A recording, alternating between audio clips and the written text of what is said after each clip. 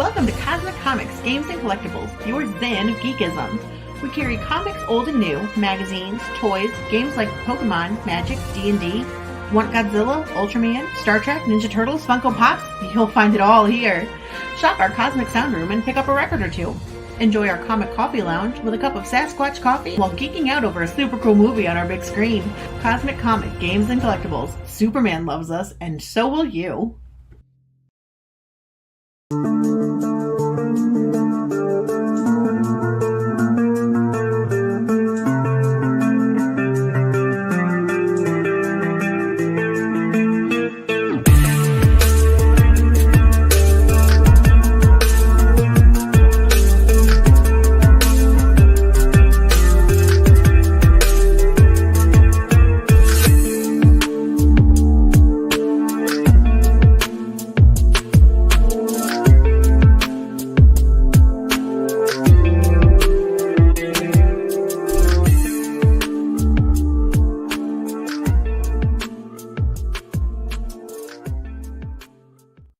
Hi everyone, Jason Hunt here, inviting you to join us every Saturday morning for news, the week's headlines in science fiction, fantasy, horror, comic books, video games, plus Comic-Con updates and the weather, and the occasional interview along the way. We call it Good Morning Multiverse. We hope you join us every Saturday morning at 11 a.m. Eastern, 10 Central, right here on Sci-Fi for Me TV.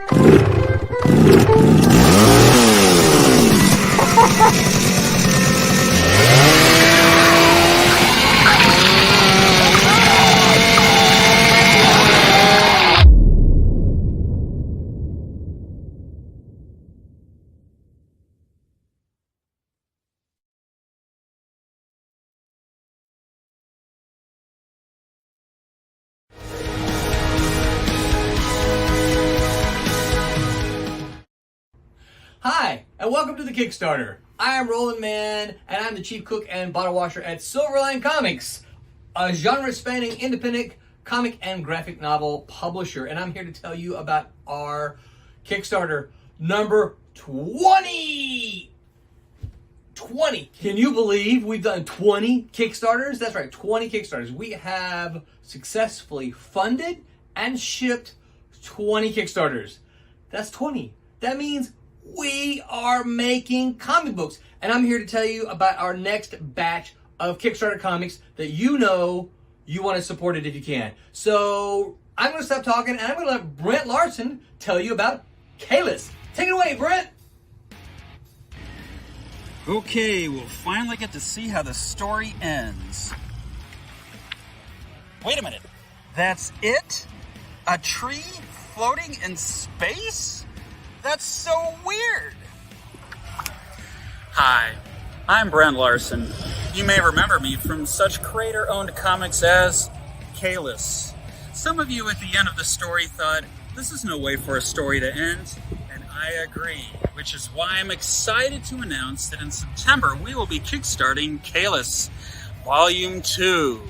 It'll tell more of the story of where Scott Anders actually has been, why he wants to go back, what's the CIA doing in the meantime, and who is the mysterious group that's trying to keep him here on Earth.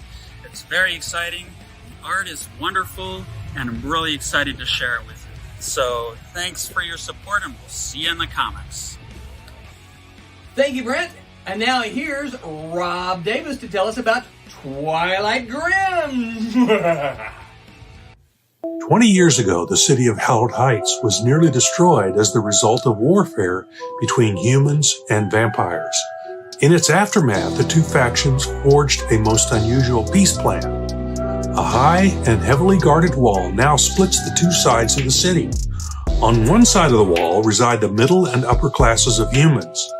It is clean, beautiful, and safe. On the other side of the wall, where a teenaged petty thief named Susie Q has just been exiled, lies the darkest and most horrible ghetto imaginable.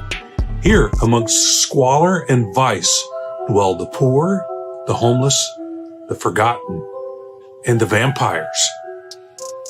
Led by the family of Gregor Radovic. As long as the vampires stay on their side of the wall, the humans on the other side are willing to pretend they don't exist and let them rule over this so-called blood zone as they see fit. This includes turning a blind eye as the vampires feast upon the zone's human inhabitants.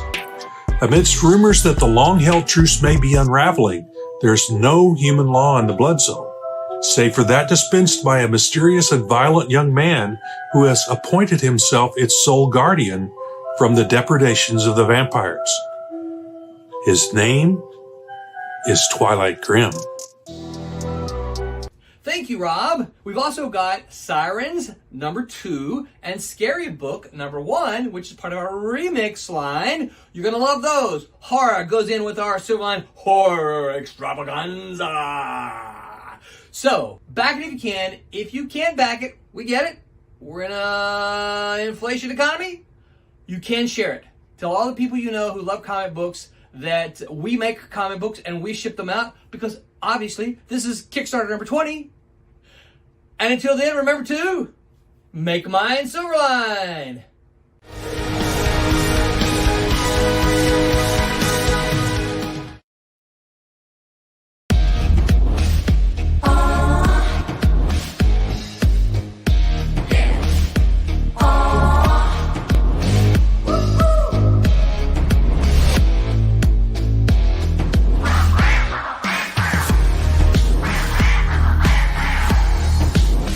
Your favorite podcast, it's Critical Blast. And welcome everybody to the show. I am RJ Carter, the senior managing editor here at criticalblast.com, chief envelope licker for Critical Blast Logistics, myopic proofreader for Critical Blast Publishing, and I will answer the phone and help you through your data issues with your crowdfunder with my 35 years of IT and database design experience with Critical Blast Consulting.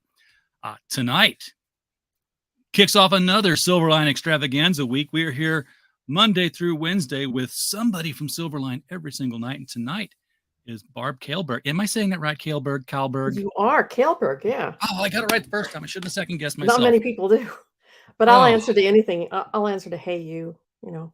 You know, I'm going to name a kid that someday. Hey, Actually, I'm 55. I'm not naming any kids anything except I'm a oops. grandmother, so yeah. No more kids for me. I've had mine. Yeah.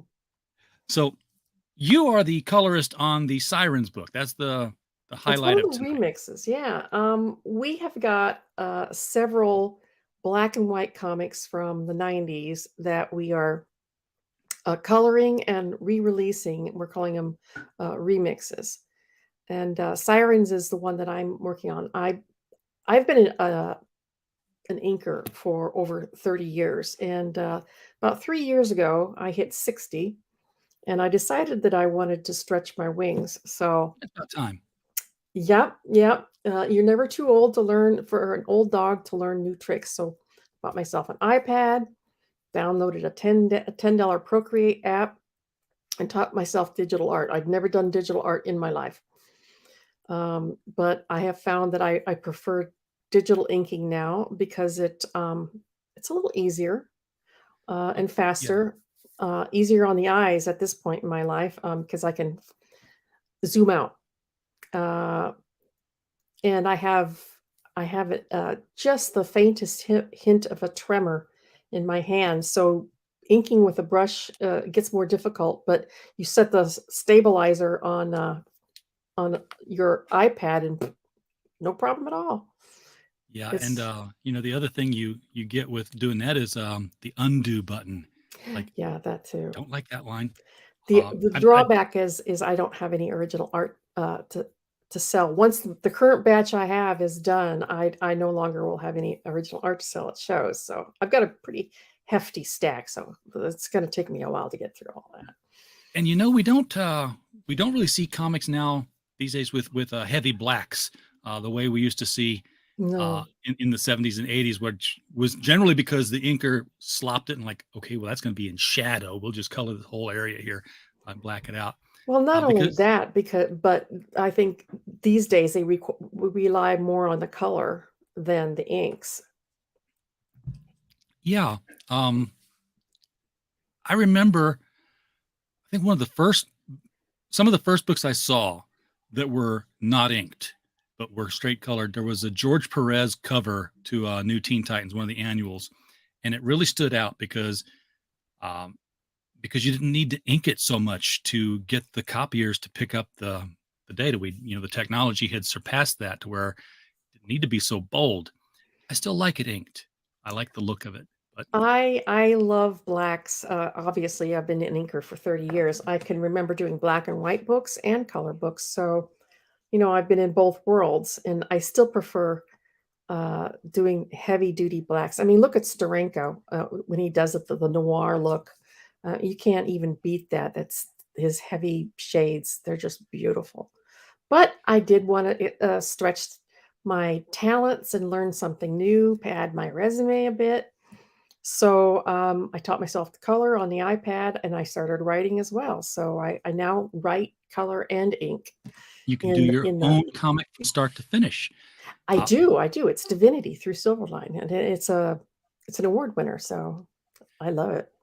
I'm aware of that. I have a copy of it over here in this stack of stuff that I don't have a box for yet. That's coming. The next Kickstarter is issue 3. So we're here to talk about this Kickstarter though. So well, now I've got to take my fancy little border away here because Pops. Hi Pops. I was getting ready to read your comments, and now here you are in the stream. So I'm not going to read it, but I will read Frog G's, who's kindly put the link out there in the chat for us to point to the extravaganza. Also, JV says that these kind of streams are better on private Discords. Then it's just me talking. What's the point of that? No point. Pops, I can't hear you. Yeah. Nobody can hear you, Pops. Your mouth is moving and nothing's coming out. I said Discord's just a hacker's dream. Don't get all caught up in Discord. Oh, no, there's no security in Discord whatsoever, man. They can crawl right up into your stuff, man. Stay out of there. Jeez. Well, they call it Discord for a reason. I mean, that's, I know a lot of people that have had really bad backdoor action come through the Discord DM groups. So, oh, really? It's that easy to hack? Wow. Apparently. That's good to know. I'm in 2, and one of them is Midjourney. I'm on the Silverline Discord, so Well, there you go. It's like a private club. You control who comes in. Yeah, and you don't have as much of a problem. All it takes is one bad apple. Well, it's basically just to wrangle our huge horde of creators. We've got over 24 creators. I haven't even looked lately at how many we've got. Yes, you guys have a herd. Yes. We have a herd. Hey, that's a good word. It's a herd. It's like herding cats. Noun. Mm-hmm. Yes. I'm also the CFO of Silverline, so it's definitely like herding cats. Oh no! Now you got to take care of the money. That's no longer. Well, I was gonna say if you get creative with that, that's not as good as being creative with the stories and the art. No creative financing. You See, the you deal- do federal time over that. The deal with Silverline was when Roland decided to start it up again. This is Silverline 3.0. Mhm. His BJ, his wonderful wife, said, "That's fine, but you're not doing everything yourself this time because it's too much." So it started out as Dean Zachary, Roland, and myself, and started Now bringing on some old Malibu people. And we said, "Do you have anything else that you bring? Any other talents that you bring to the table?" I said, "Well, I spent 20 years as a corporate accountant." You're like, "Fine, you're the CFO." That's how I Now, got the if job. you take that into perspective, though, how long ago that was, there was no social media. No. Mm-mm. So that was before Roland had to take on all that too. He still, and his wife was like, "No, this is too much." Can Right. you imagine if he tried to do it now and do it all himself? RJ, some of this stuff you just can't do without people's help. You And just BJ can't. takes a huge chunk of the social media stuff on her own shoulders. So Mhm. she's the CEO, and I'm the CFO. And Roland is the head editor. So, and we've got other people on the team that do other things. I wanted to pop in and say hi to Barb because I Well, haven't seen her hi, since Pops. TromCon before last, I I think. know. But yeah, I've been in talks with Roland behind the scenes about doing a little something on the network. You know what I'm talking about.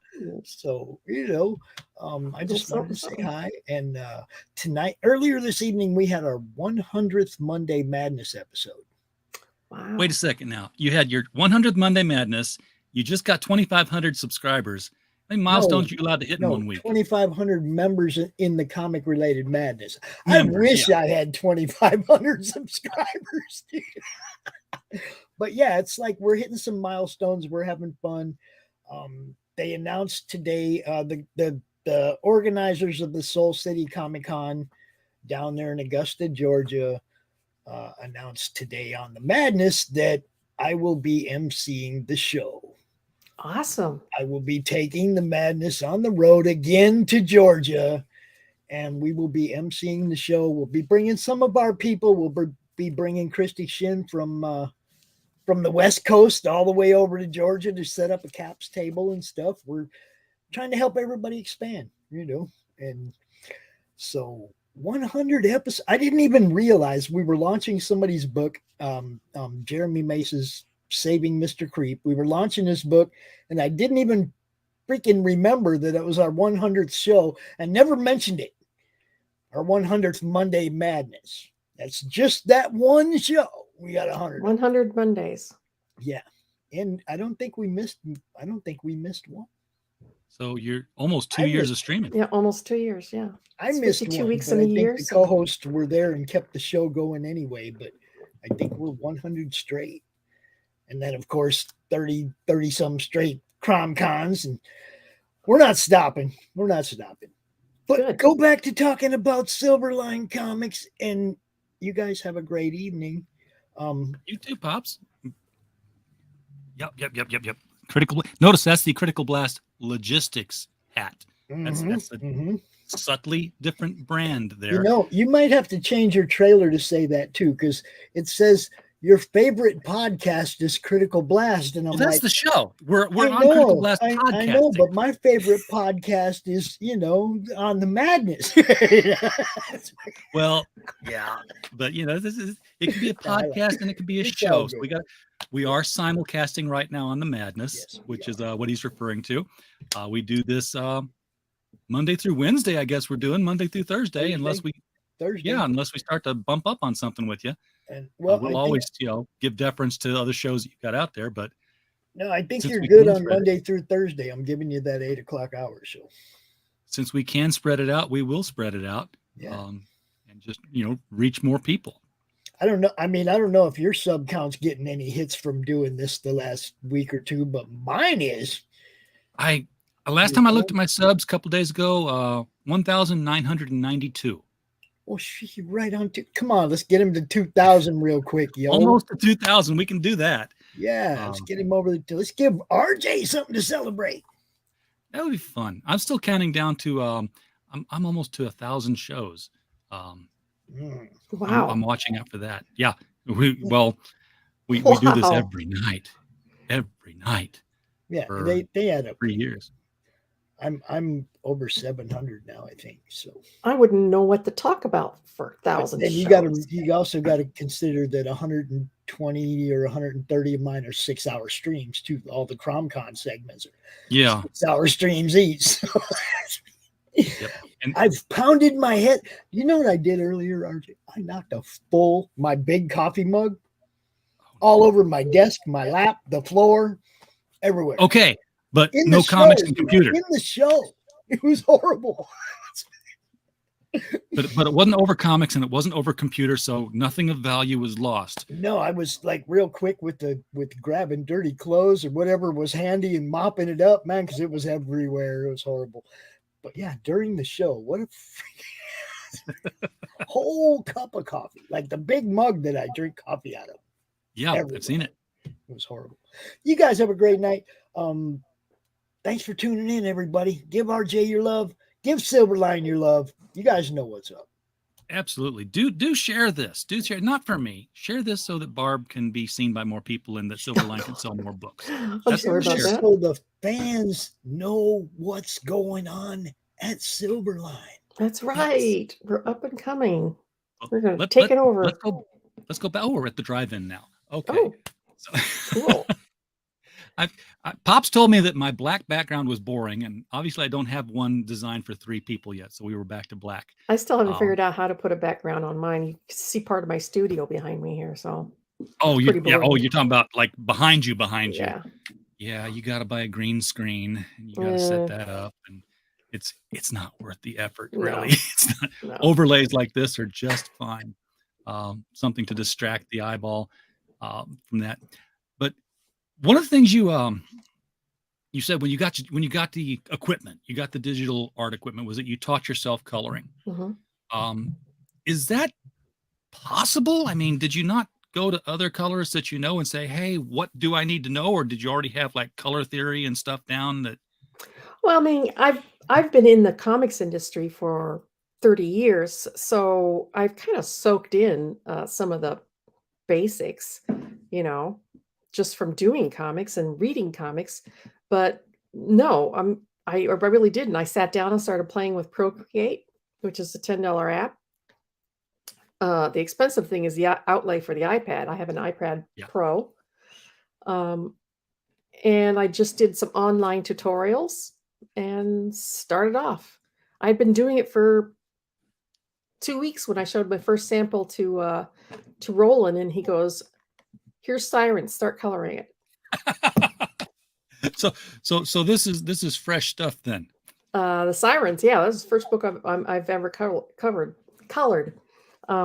After issue number 1 of Divinity, I took over the coloring duties on that as well. So I'm coloring 2 books. I'm inking 2 books, Cat and Mouse and my own Divinity. And I'm writing 1 book, which is Divinity. But Sirens was my first one out of the gate for coloring. And it's been a blast. It's been a learning experience. And you can kind of see my progression as the books go along. But right out of the gate, I kind of had a handle on it. I have to say, too, that I also took advertising design in college. So I wasn't completely newbie, but still, that was 40 years ago. You knew not to put stripes with plaids. You knew that green and brown don't go together. All that good stuff. I got the color wheel. These are complementary. Blah blah blah. Yeah, it was just learning. Purple and yellow. That's the best. It was just learning the special effects and stuff that you could do with a digital brush. You could add so many cool effects and stuff. That was just learning on tutorials. YouTube. I went to the College of YouTube. So and been you there. can learn anything there.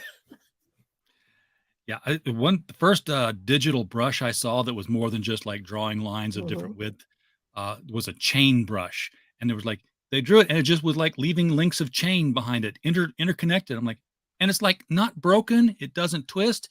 It's like you could draw Spawn in 5 minutes now. Oh, that's awesome! I should look into one of those. I have stamps, which is silhouettes, basically.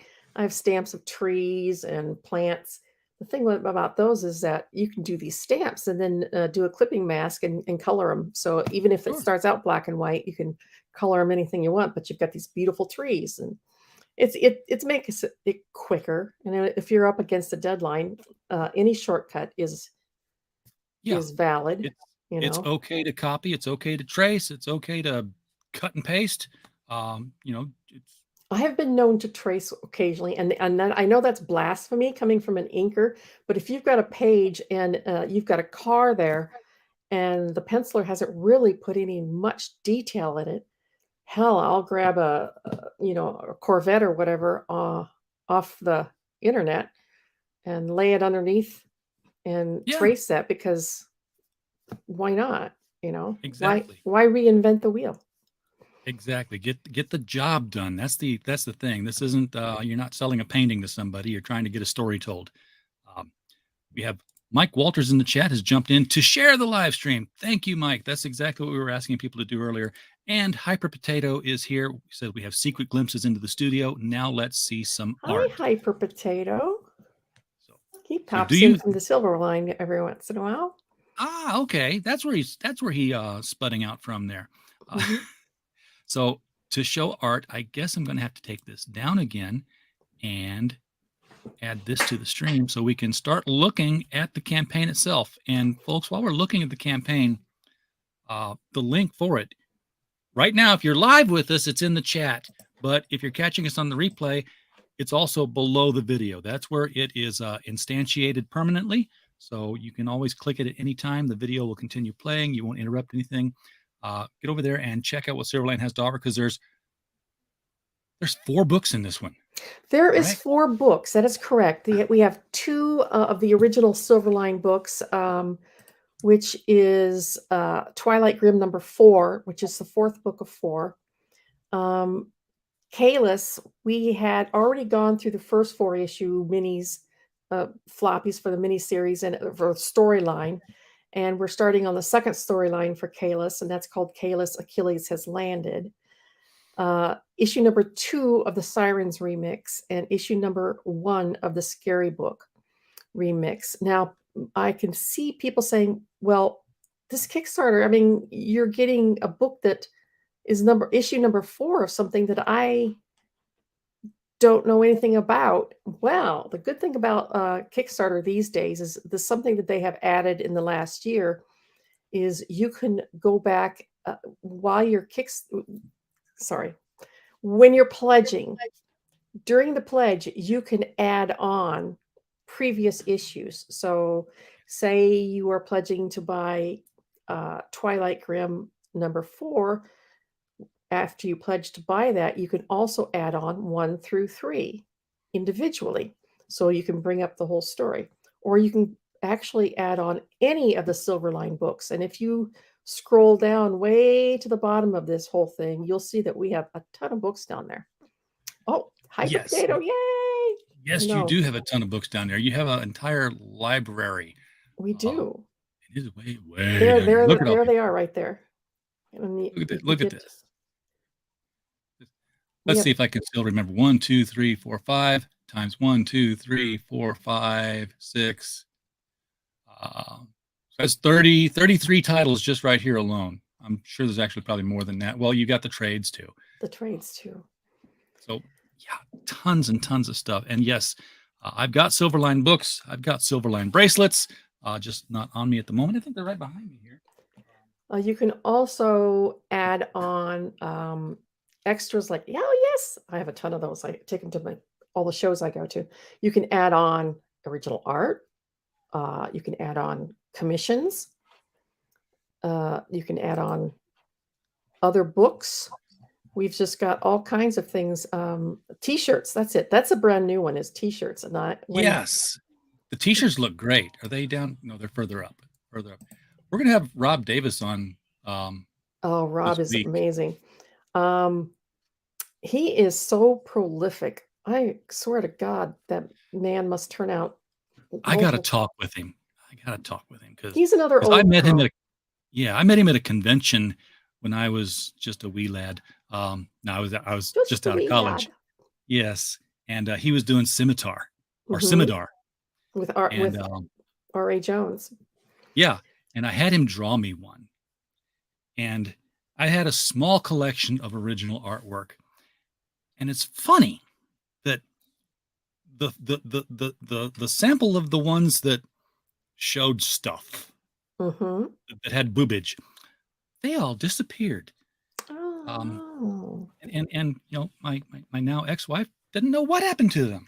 They were in that closet. They must still be in there. I don't know. We moved. I have no problem admitting that I've done X-rated comics. You know, I used to work with Phil Folio on Xenophile. Oh, well, there you go. Yeah, I had two beautiful Lorene Haynes prints of Batgirl and Rogue, not together, two separate pictures. But you know, they were just prints, so they weren't like original art. But anyway, yeah, my Scimitar picture was one of them. And poor Rob, he was having a day at the con because it's like I showed up and I was getting my picture that I'd commissioned. I came back and he showed it to me and he's like, "Here you go. This is yours, right?" I'm like, "Yeah." He could tell I was like hesitant for a second. And he's like, "What?" He's like, "Well, I had actually requested, you know, the not safe for work when we didn't say that back then. It wasn't the phrase." He's like, "Oh," and he's like, "I just screwed up." Yeah, and he's like, "I just screwed up on this guy who didn't want a not safe for work one, and he got the nude one." I was like, "Well, why don't we just switch?" He's like, he was ready to redraw two pictures. I'm like, "You've done them. Just swap them out." He's like, "You guys will do that?" I'm like, "Yeah." It was funny, and I could tell it was just the man was exhausted. It was the end of Chicago Comic-Con. Everybody was packing up to go home. I remember those days. Yeah. Speaking of R.A. Jones, he's actually my co-scripter on Divinity. Yes. Like I said, I've been writing, but I am not an experienced comic book scripter. It takes a special skill to be able to write a good script where you say, all right, now we're panning down, we're looking down from above, and this is what's happening, or we're going to zoom into the face now. You have to have kind of a cinematic bent. Yeah, So I can appreciate that. Yeah. I mean, I've got 5 novels under my belt, but I just recently wrote my first comic book story for an upcoming anthology, and it's like it's a whole different breed of animal. Every time I say it's only a 6-page story, I'm like, I'd have rather written 100,000 words, because every time I sat down to the script, I couldn't do it. I had to get like ruled paper out and just draw squares and stick figures. I'm like, okay, now I can translate this to script. I had to start with the pictures.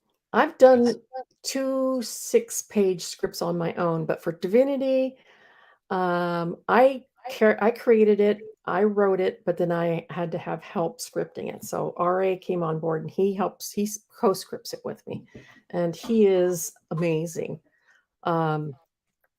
Rob, he does everything, and he's helped fill in backgrounds for Divinity. He does Twilight Grim. He works on other books. He did my Divinity Christmas story. I don't know when the man sleeps. He's like Tommy Florimonte, the inker who never sleeps. He probably inks half the books for Silverline. So we've got quite the crew. A lot of us just started out at Malibu, and we kind of aged out. If anybody says that there's no ageism in comics, they're lying, because there's a plenty of very talented older artists out there who've never lost a step, but we can't get work. It may have been the same Chicago convention or the one before or after, because I only went to 2 of them during that time period. Before Wizard, I think it was shortly after Wizard took them over. But I was at one of those Chicago cons, and you know how there's the con, and then there's the hallway, and then off the hallway there are these little rooms that, you know, people walk in, they see artwork hanging around, they walk out. I was tired. I kind of got shunted into one of those. I'm like, I'll just sit in here. It's kind of cooler in here. And as soon as I get in the door and I turn around, here's this huge, huge canvas painting of the Golden Age Green Lantern with this lovely little elderly couple sitting underneath of it. And I'm like, oh, they're here selling, you know, Golden Age stuff, old comics. No, that was Sheldon Moldoff and his wife. And as soon as I realized this, first thing, I had him sign my greatest Batman stories ever told, because I had it right there with me. And DC was just starting to do another Justice Society miniseries. I was like, why aren't you're here? You're producing art. You're drawing stuff. Why are you not drawing this book? And his wife just kind of leaned in and said, would you go down to the DC table and tell them that? Mm-hmm. And I was like, I will. And I did. I worked steadily for about 12 years full time, and a lot of it was for DC. When the comics industry kind of imploded around 2000, you remember that? Yeah. The speculators boom or whatever it was they talk about. A lot of my fellow artists had to go out and find jobs in the real world, including me. And so I went down to doing this part-time, and you get out of the scene too much, and then it's like having to break in all over again. And if you're only as hot as your last project, it's just like Hollywood. So you're out of it for a couple of years. You try to come back in, and everybody's like, I don't know who you are. So there's more than me. There's a lot of comic book artists out there that are like that. And a few of us just started getting together and saying, well, you know what? Let's just screw it. Let's just make our own books. And we came back in, I should say, at just the perfect time, because I really honestly think this is the age of the indies. It is. I mean, this is the Renaissance. DC and Marvel are turning out the same old schlock as they have for the last 50 years. And cold and worse. Right. And they're steadily losing customers. If you want to see something that's not looked over by a corporate bean counter and say, oh, no, we can't do that, then you're going to want to look at indie comics, because that's the wild, wild west of comics. It is. I'm thankful so much for stuff is Silverline happening to get new material for longtime favorites. Plus, they introduced me to new talent like Pete Clinton. Oh yeah, our English buddy. So here's the question that nobody asks you. Okay. Because everyone's going to ask you about coloring and about inking and about writing the book. But you've made a confession, and now we're going to follow up with it. Okay. As the CFO of Mhm. Silverline, how are you guys doing? Are you going to be around for a while? Yep. Okay. Yeah. That's Yep. it. No We big have- audit question there, but We have plans in the works. There's lots of talking behind the scenes. We're in this for the long haul. because I know that Rollins talked before about how it was a struggle with Silverline 1.0, and he kind of tried to do 2.0, and it just kind of faltered because Well, it's because Money. he was trying to do it all by himself, and it's not something that you can do just by yourself. This time when he came on a board for 3.0, he says, I am not doing this unless I have help this time. And a lot of us have stepped up. We've got, this person does the art direction. This is a guy does media. We've got interns who will look over scripts. We've got another guy who's a proofreader. I'm doing the CFO, and BJ's doing a lot of the social media stuff. It's not all on one man. So we've got between all of us, we've got hundreds of years of experience. I mean, just Rob and I ourselves have got over 60 years between the two of us. They bring Roland on, and there's over 90 years. So True. There's a Very lot true. of very experienced people working behind the scenes. I One just way or looked the up other. all your DC stuff because I'm like, I know her name from DC. What does she do? And I was like looking at they have your page, Barb Kaalberg, inker, and they brought covers up. I was like, DC 1 million, but that must be a really old picture because that's that's a cute young girl right there. And DC 1 million was just, oh crap, it was that far ago, wasn't it? Because for me, DC 1 million was like last year before. Yes, I know what you mean. That's Impulse, right? Yeah, you did Yes, it was collected in the omnibus, but you also did Impulse. You did some of the Superman titles. You did I a Green spent Lantern 2.5 title. years on Impulse. Yeah. Was Over that Craig on Rousseau. Reynolds? I spent 2 years with Craig Rousseau and 6 months with Ethan Van Sciver. I've done Green Did Lantern. Impulse? I did not know that. I know he did Flash and Green Lantern, but I didn't He know he started did. on Impulse. That was his first DC gig. Well, everybody, go tell EVS that we found him out. I've done Hawkman with Howard Porter and several different Green Lanterns. I did some Superman. I did all the runs of Primal Force. Yep. So yeah, I've kind of lost. Oh, I did some Wonder Woman, some Mr. Miracle. So yeah, I've kind of lost track. I've done something like over 200 books. So I know my bibliography is on the Silverline page, silverlinecomics.com. If you look up my creator underneath there, it's got my entire bibliography, and it takes you a while to read it. It covers 4 pages, small type on a typewritten page. So. Oh wow, quite a body of work to have left here at those different companies. Where was I going with this? I had a thought, and now it's why I wear Age the is hat. hell, isn't it? Yeah, don't get old, Barb. It sucks. I'm older than you. Not by much. I'm 55. Had something to do with Silverline books. Oh, is the only marketing model for Silverline the crowdfunding model, or do you guys have like a retail model aftermarket sort of thing? At the moment, it's just the crowdfunding, but we're talking about other plans. Yeah, you get hooked up with the distributor, you've got inventory. Mm-hmm. Like we've got too many books. I mean, that's why we have 4 books that are kickstarting on Silverline here, is because we just have so many books. We wouldn't even be able to sell all of our big books if we did 1 Kickstarter a month per book. Yeah. There's just too many titles now. So as you can see, Wonderful I mean, we problem to have. certainly wouldn't turn down a sugar daddy if anybody wants to volunteer to come in as a silent partner.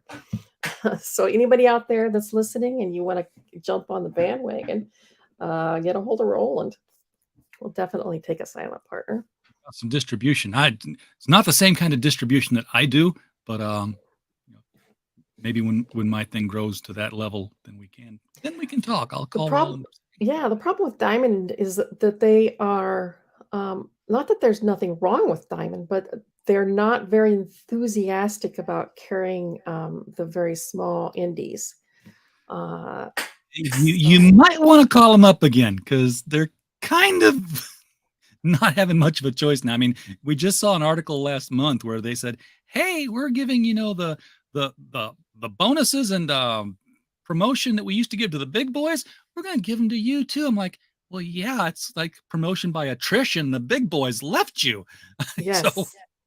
So yeah, you can go ahead and do that for Boom Studio, what you used to do for DC. But it's still quite a chunk of change that they take. So It is. we're talking about it. There might be other choices too. I mean, I heard Luna is looking as well, so to expand their distribution. Well, and Lunar's parent company, Universal Distribution, that's out of Canada, and DC has pretty much said, "Hey, we're working for your child here. Why don't we work? Why don't you work with us globally?" Mm-hmm. So I miss Capital City Distribution. That would have been I miss awesome. them. I miss Friendly Franks. Yeah, I remember the days when you could order from whoever was local to you. I've told the story many times. I grew up in Sparta, Illinois, so I didn't have to find a comic shop. I just had to find somebody who worked at the printing plant. That's right. And see, I'm in Madison, Wisconsin, which is the home of Capital City Distribution, or was. Yeah. And I used to go to all of their retailer expos because I was a cheap date. I was a local. So I'd go, and I actually remember meeting Jeff Smith for the very first time, sitting at a little card table at the retailer expo, trying to push this little book called Bone. Yeah. A little guy with no detail. Yeah. Then that was wild. But yeah, I used to, the owners of Capital City Distribution, they could have hung in there because they were a lot of fun. Well, I think that era is coming back slowly. I think people started, I mean, we're doing it. We're doing it for crowdfunders and campaigns. So, we're taking care of the shipping and the distribution for the campaigns. And then we're at a point where I'm like, if you got overstock, I am, promoting the overstock to retailers at retailer prices. Yeah. We have You might on this current Kickstarter, if you take a look at the pledge levels, you will find a retailer pack, I love which those. is at a discounted price, the retailer there. tier. And that's 5 to 10 copies at $4 a copy. Plus, wow, this is very detailed. So it's not just get 10 copies and it's this. It's you have to adjust your pledge on this, but this works. This works. $3 per copy if you get 30 or more copies. Yeah, that's great. That is what we need more of. Mm-hmm. So any retailers out there that are interested in carrying Silverline product, we do the retailer tier for every Kickstarter. And let me tell you, you're getting it basically at cost. So we just want to get it into the stores. So what is going on then? Because we're covering the entire launch, but we're also going to focus just a little bit on Sirens, which is where you're at. I know you didn't write it, but you're the person who's here.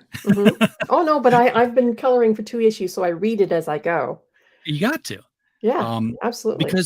Because the story, and maybe I'm speaking from false authority here, so I can't really say that this is true, but I would expect that the story would drive the tone of the coloring and what palette you choose. It does.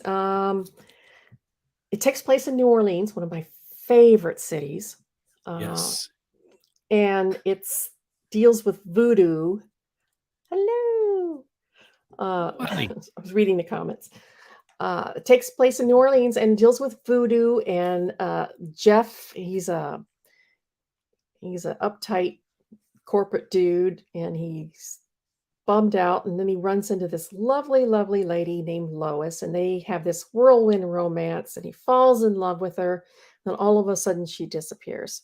So he starts investigating and tracking her down, and it mixes him up in the world of voodoo. And he turns out that she's a loup-garou, which is a shapeshifter. She can shapeshift into this weird-looking monster. And he runs into zombies and priests and voodoo, and he gets cursed. So he's starting to turn into a zombie.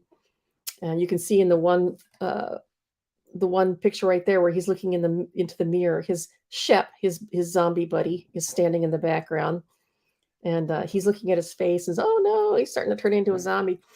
So the basis of the story is him trying to find a way to break not only his curse, but the curse of the loup-garou on the love of his life, Lois. And all behind this is a devious, evil woman who has found immortality by bathing in blood. Ooh, Elizabeth Bathory? Yeah, something like that. So this sounds like a very long, sprawling, epic story. It's is 4 this going to wrap issues. up in 4? Or Yeah, it will. Okay. And the thing about people have asked us, well, why aren't you going to Indiegogo? Why do you stick with Kickstarter? Well, Indiegogo has a tendency to lean heavily towards graphic novels. So we have our storylines go in arcs of 4 issues so that we can then condense them and go to Indiegogo with a graphic novel, which is what's going to happen with Sirens here once we reach the end of the 4 issues.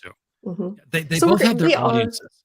Yes, exactly. They both have their niches, and so we start on Kickstarter and we end up in Indiegogo, and our ultimate goal, obviously, is to get into stores. Yes, and that's going to happen. I think stores are going to start finding they have the opposite problem that they had with Marvel in the 90s. And that was where, anytime an indie comic got canceled in the 90s, Marvel put out a new title. Say, fill that spot, fill that spot, fill that spot, crowd it out. Now I think it's attrition. Look at the amazing indies that have hit the big time, like The Boys or Walking Dead or and She and Lady Death. I mean, those are stuff that Marvel or DC probably wouldn't touch because they're a little bit too edgy for their corporate overlords. Right. And somebody asked me the other day if I would ever go back to Marvel or DC if they came knocking. And I says, if you would have asked me 5 years ago, I would have said yes. Now, no, I will never go back. I love the wild, wild west of the Indies. I love the freedom that we have. We answer to no one but ourselves. And you can find almost anything for any taste out there. You really Silverline, can. yeah, Silverline has we keep it PG, but we do have some pretty edgy. I mean, I did have to. This is a remix. Sirens is a remix, so I did have to go into a few panels and add some tasteful blacks to certain areas because There's, we there's are some trying. heavy black I was talking about. That's my new industry term.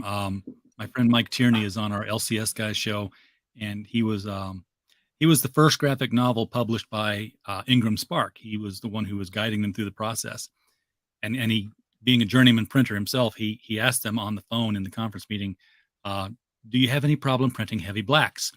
He said, and there was this pause that went on for an uncomfortable length until finally an intern spoke up and says, "I think he means large areas of black ink."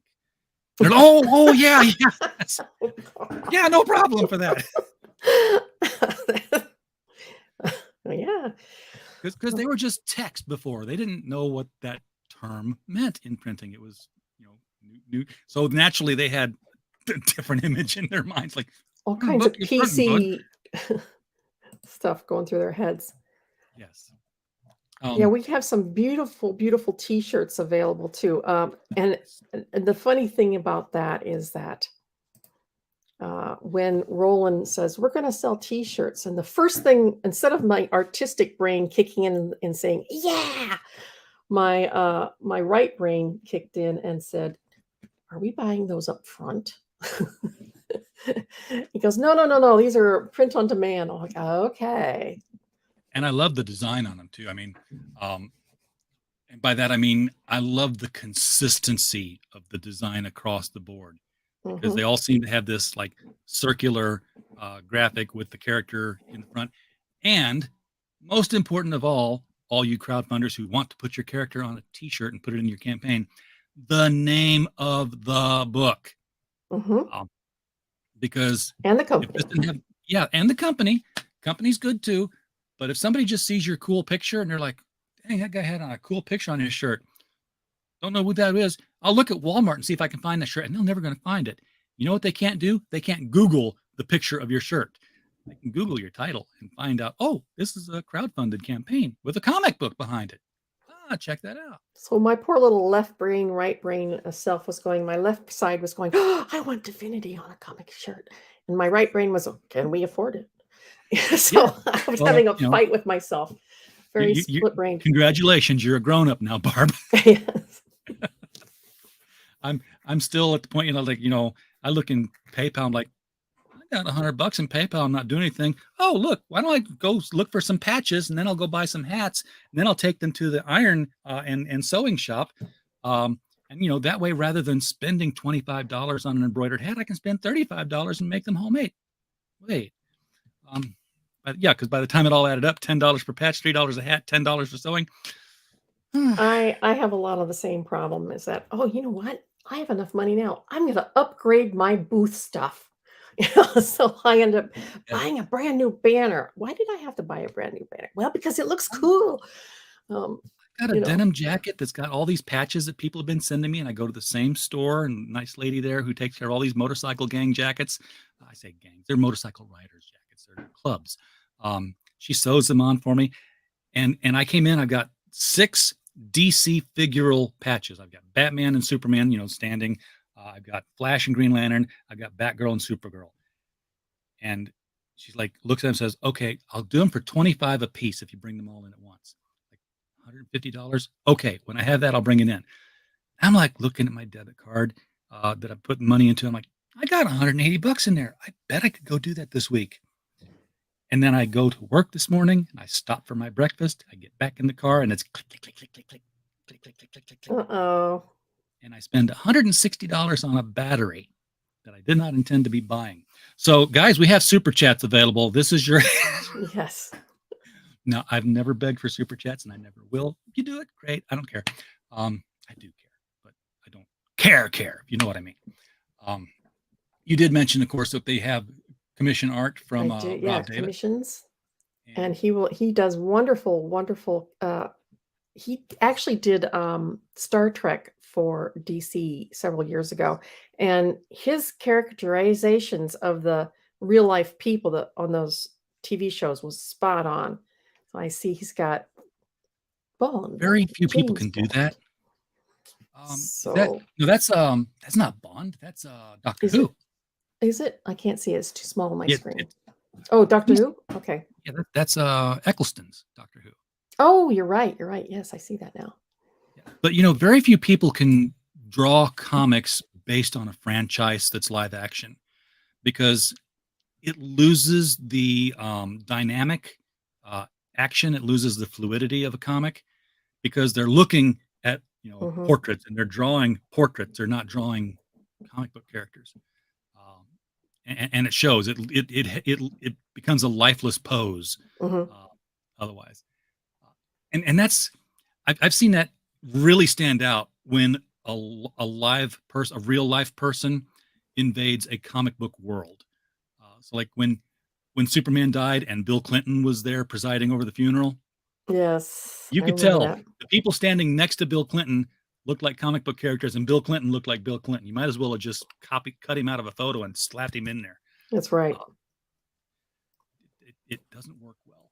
We have original art for sale. You can scroll through and see some of the pieces.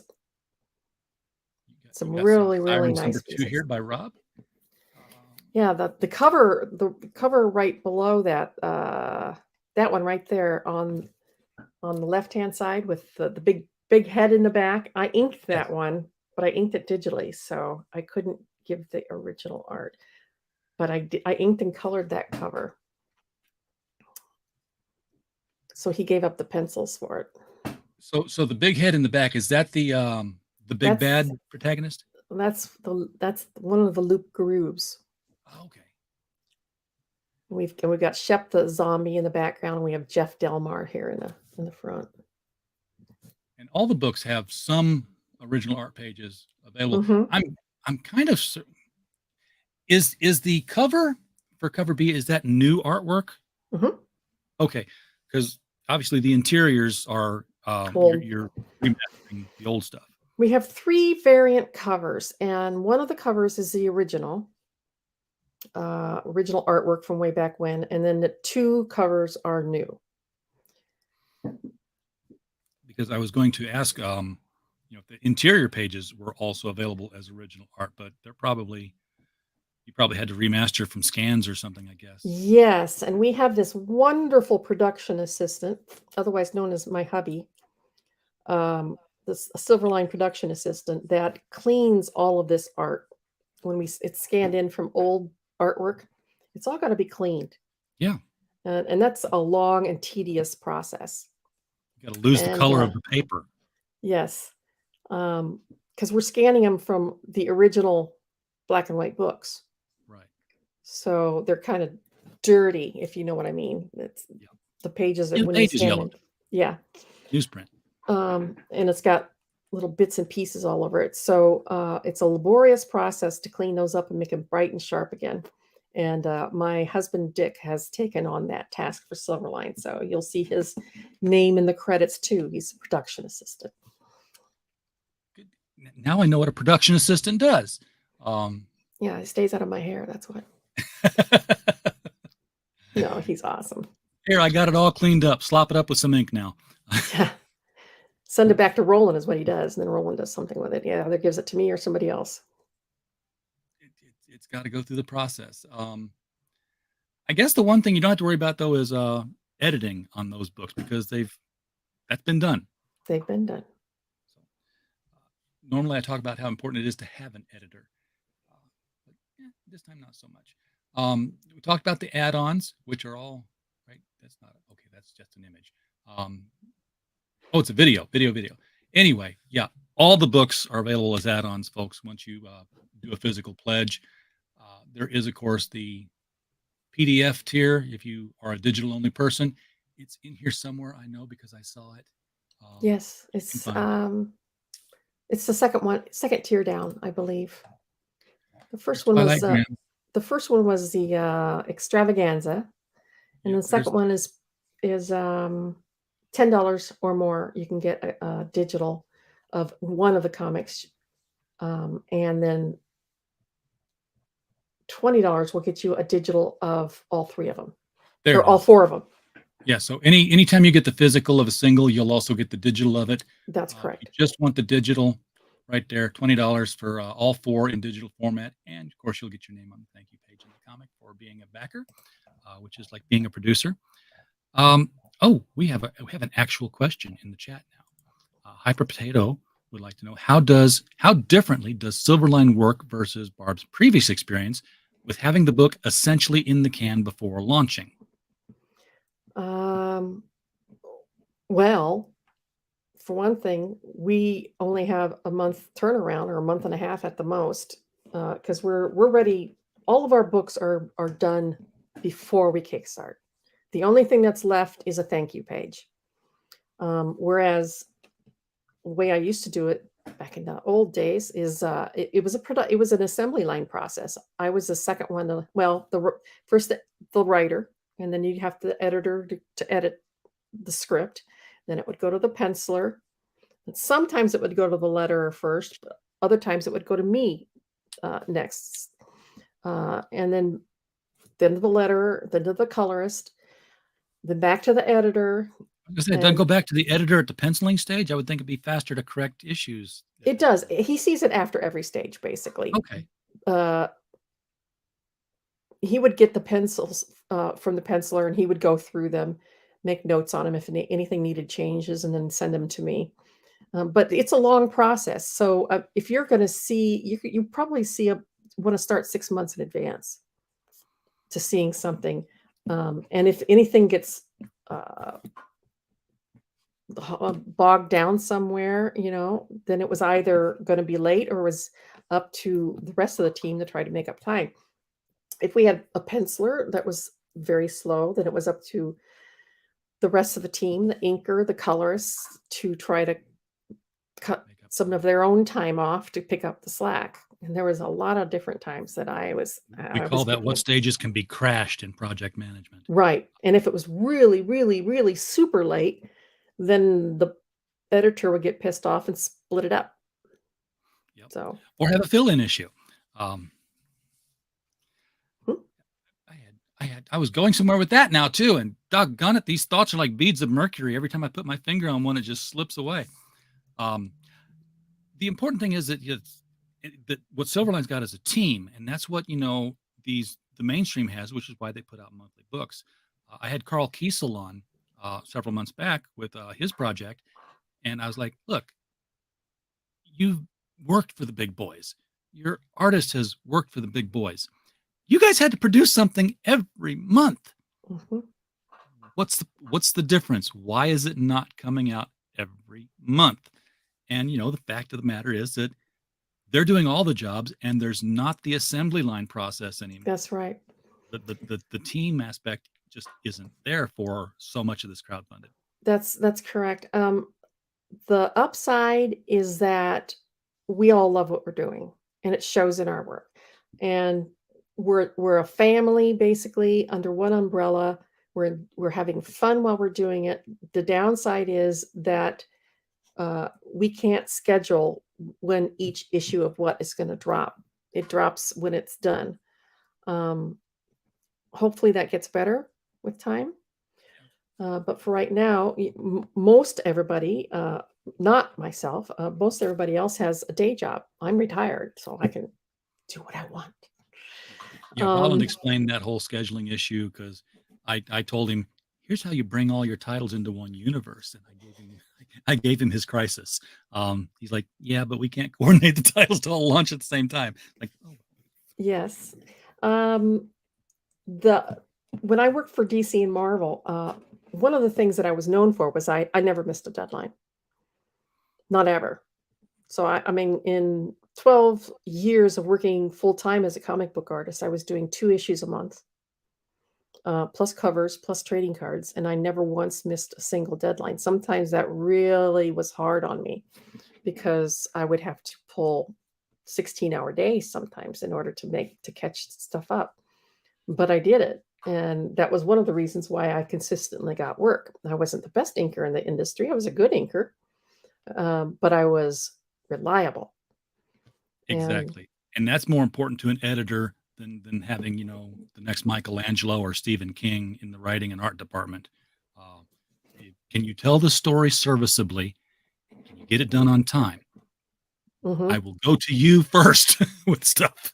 And then what else a lot of people don't understand, a lot of new comic artists that come in, is that comics is also a business. Yeah. So you have to treat it like a business. It's they have to divorce the artistic mindset and embrace at certain points of time the business mindset.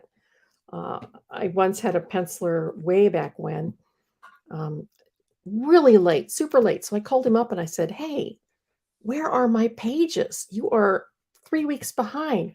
He was like, "Oh, I'm just not feeling the art." I'm like, "I don't care if you're feeling it or not. Get them done." You This can is tell us that was Ethan, right? No, it wasn't Ethan. It was somebody else. He But doesn't watch. He sometimes watches this show, but I'm sure he's not watching. Ethan was always on time, and he was great to work with. I like his shows. I like his work. He gets a lot of ribbing right now for the lateness, but again, it's a one-man show. No, Yeah, it's not. yeah, it's difficult to do everything by yourself. There was something. She's a great inker. Barb is Oh, selling herself she did short. Adventure Comics. That's right. Now, was that the when I think of Adventure Comics, I'm remembering the days when it was it was Starman, Prince Gavin, and Plastic Man, 2 different stories in Adventure Comics. And Adventure sometimes there Comics was a subdivision of Malibu, and Oh, I was thinking of DC's Adventure Comics. well, there was always that Adventure Comics too. I did Planet of the Apes for Adventure Comics. I did 11 issues of Planet of the Apes. That was my first inking job for Malibu. I lied my way into that job, so yeah. So many people have. I know. I talked with Lou Scheimer before he passed. Filmations, Lou Scheimer, and people have heard the story when Elliot S. Magan was coming by to look for an animation studio to do the Superman shorts. They panicked because they didn't have anybody. They were just starting out and they were wanting the contract. They put a mannequin at the receptionist desk and they hired actors to sit in the desks and look busy. And one of the actors was Ted Knight. Oh my goodness. So they're like, Lou had told him, he's like, when we bring Elliot by, when he stops, you come up to me and say, "Lou, we're running out of whatever, something or other." And he's like, "Got it." And when Elliot came in, he went through there so quickly, just looking at all the stuff that Ted didn't get to say his line. So he chased them down, going, "Oh, Lou," because he wanted to do the job. He wanted to do the job. I was first hired to do gray washes on black and white. I think it was Tiger X for Eternity Comics. And it was either Chris Alm or Tom Mason who hired me. And they asked me, "Can you do gray washes?" I'm like, "Oh, sure. Piece of cake." I didn't even know what it was. And to look it up after that. Yeah, I as soon as this was in San Diego Comic-Con. As soon as I got off the plane, I went to the library and checked out books on watercolor and did gray washes. I ended up doing okay. They kept hiring me, and then they finally gave me a crack at inking, and I took off. So yeah, so I lied my way into my first job, but that's what you got to do. You got to be, you got to have a little chutzpah, Well, we call that fake it until you make it, boys and girls. That's right. And I've done it on more than one job of more than one variety in my life, and probably not over yet. I usually learn on the run. I'm very good at it. It's like learning how to swim. How do you do it? Get thrown in the water and make your way. Start paddling. To the top. Yeah, exactly. Charles, I'll tell you what's up. We're past the top of the hour and we're closing down. Yeah. So, but this was fun. I was, I'll be honest. I'm going to be talking to the colorist. How much questions can how much I write for a living? How many questions can I ask about coloring a book? But fortunately, there was so much more to talk about because you do so much more than color the book now. It's like, oh, this is great. she's got other talents that we can throw in here. And I wear a lot of hats. Yeah, and I have a feeling that we could probably Bartholomew Cubbins our way through another hour if we Probably. I have a lot of stories. I have 30 years worth of stories too. So does Silverline have a podcast? we have podcasts on Sundays, Tuesdays, and Wednesdays, and I'm on the Wednesday Wham. Okay, so if you want to hear those stories, boys and girls, tune into the Silverline podcast on Wednesdays. Go find their channel. Frog G's gone. He had to leave. Otherwise, he would probably have that link and throw it up there. Probably linked off silverlinecomics.com, though, I would imagine. It is. Okay, Silverline. And we have a Facebook page too. And we stream to the Facebook page. Oh, so beautiful. look up Silverline Comics on Facebook and you will find the podcast there. And we're also on YouTube, Twitch, and now we are also on LinkedIn. Excellent. Well, Barb, thank you so much for spending time with us tonight and talking about Silverline Comics and where they're going and instilling confidence in me that they're going to be around for a good long while. Well, unless the end of the world happens first, but yes. Yeah. What are the odds? What are the odds? No, we just jinxed ourselves. Okay, it was very much a pleasure to be on. And Hyper Potato is already there. He already knows about the Sunday. Yep, Sundays, Tuesdays, and Wednesdays. We do the West Coast on Tuesday nights, and Roland does Sunday nights, and Dean, Zachary, and I do Wednesdays. So join us. You never know what we're going to talk about, and I have a potty mouth, so I'm usually the one getting yelled at. So, yeah. Well, I toned it down tonight because I didn't know how the conversation should go. I didn't know if this was a rated show or not. It's on YouTube. It's again Wild West of podcasting. Right. I got us kicked off of YouTube regulated. once, so Well, yeah. I have gotten kicked off. I mentioned demon sex, and we were off. Oh, look. Oh, no, we're still up. Everybody in the chat, thank you so much for being here with us tonight. We don't have a show without you. We're just a podcast falling in the woods otherwise. And, of course, while you were here, we just hope you had a blast. Good night, everybody. Please pledge.